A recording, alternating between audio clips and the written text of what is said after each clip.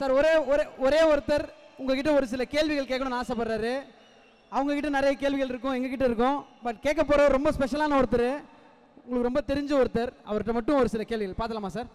Hi, என் பேரு வினோத். உன் பேரு? ஓ, தனுஷா. Nice name.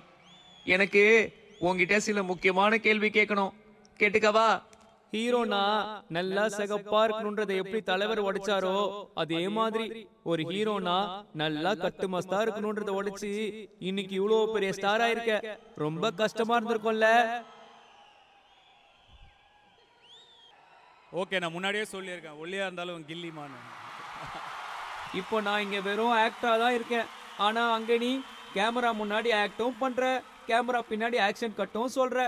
உனக்கு கேமரா முன்னாடி ஆக்ட் பண்றது பிடிச்சிருக்கா இல்ல கேமரா பின்னாடி ஆக்ஷன் சொல்றது பிடிச்சிருக்கா? எனக்கு கேமரா பின்னாடி ஆக்ஷன் சொல்ல தான் பிடிக்கும். ஆனால் இவங்க எல்லாருமே என் படங்களுக்காக காத்துக்கிட்டு இருக்காங்க. அதனால் அதை தள்ளி வச்சுட்டு நான் அவங்களுக்காக தான் நடிச்சுக்கிட்டே இருக்கேன். இல்லைன்னா நடிப்பை நிறுத்திட்டு நான் டைரக்ஷன் போயிருப்பேன். Super sir. தோ இவன்லாம் ஹீரோ வேண்டா ஐயோ அப்படின்னு இங்க ஒரு ரிச்சாக்காரண்ணா செம்மையா கலாச்சிட்டாரு. ரொம்ப அசிங்கமா போச்சு. இப்போ அந்த அண்ணாவை அங்க நீ திரும்ப பார்த்தா என்ன சொல்லுவ? நீங்கள் கலாச்சிட்டு போன உடனே அழகாக ஒரு பொண்ணு வந்து ஆட்டோகிராஃப் வாங்கிட்டு போச்சுன்னு சொல்லுவேன். இப்பதான் புதுசா சினிமாக்குள்ள வந்திருக்கேன்.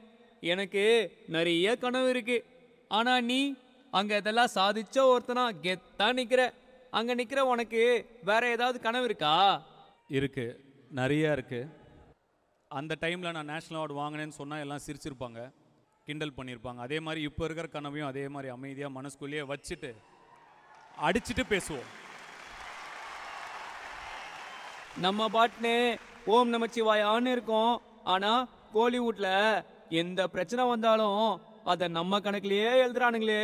இதெல்லாம் இவ்வளவு வருஷமா எப்படி சமாளிக்கிற?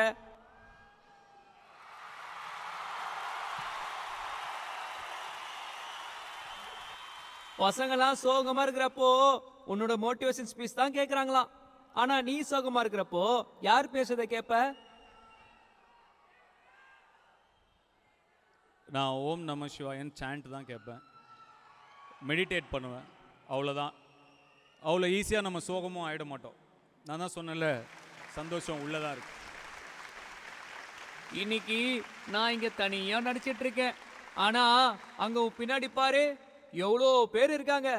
அவங்களுக்குலாம் நீ என்ன சொல்ல ஆசைப்படுற? இங்கே இருக்கிறதுல நிறைய பேர் இப்போ இருக்கிற ஜெனரேஷன் சேர்ந்தவங்களாக இருப்பீங்க. நிறைய பேர் 2K கிட்ஸாக இருப்பீங்க, நிறைய பேர் 90s கிட்ஸாக இருப்பீங்க. இது ஒரு பெரிய ஜேர்னி. நம்ம எல்லாம் ஒன்றா சேர்ந்து ட்ராவல் ஆகிட்ருக்கோம். இந்த ஜேர்னி எப்போ முடியுமோ அப்போ நீங்கள்லாம் என்னை நினச்சி கர்வப்படுற ஒரு இடத்துல கண்டிப்பாக இருக்கும். காதல் கொண்டையில நடிச்சிட்டு இருக்கிறேன்னா இப்போ அங்க இருக்கிற டைரக்டர் தனுஷ் கிட்ட ஆடிஷனுக்கு போட்டோ எடுத்துட்டு வந்தா எனக்கு நடிக்க சான்ஸ் கொடுப்பியா? குடுப்பீங்களா சார்? நீ இல்லாமல் நான் இல்லையே கண்ணா. எனக்கு இங்க நடிக்கவே ரொம்ப பதட்டமா இருக்கு. இப்போதான் நடிக்க தொடங்குறேன். என்னெல்லாம் ரசிப்பாங்களா? எனக்கெல்லாம் யாராவது கை தட்டுவாங்களா? ரொம்ப பயமா இருக்கு. எனக்கு ஏதாவது அட்வைஸ் சொல்ல.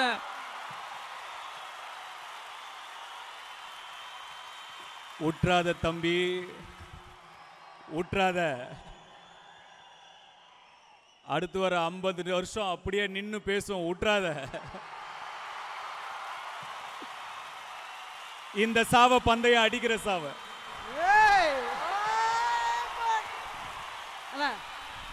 இவ்வளோ நேரம் உங்களுக்கு நீங்களே நிறைய பதில் சொன்னீங்கண்ணே. ஒன்றே ஒன்றுண்ணே, குபேரா அப்படின்னா எல்லாத்தையும் அள்ளி கொடுக்குறவர்ண்ணே. நிறைய விஷயங்கள், ஹெல்த் வெல்த் ஹாப்பினஸ் எதை கேட்டாலும் அள்ளி கொடுப்பார். இப்போ ஒரு குபேரர் வந்து ஒரு 3 விஷயம் கொடுக்க போறாருண்ணே. அதில் நீங்கள் ஒன்று செலக்ட் பண்ணணும்னா தனுஷ் சார் எதை செலக்ட் பண்ணுவார்? லவ் அள்ளி தர குபேரன், நிம்மதி அள்ளி தர குபேரன், செல்வத்தை அள்ளி தர குபேரன். நிம்மதி இருந்தால் அன்பும் செல்வமும் அங்கே தான் இருக்கும். அதனால நிம்மதி தான் அள்ளி தருவேன்.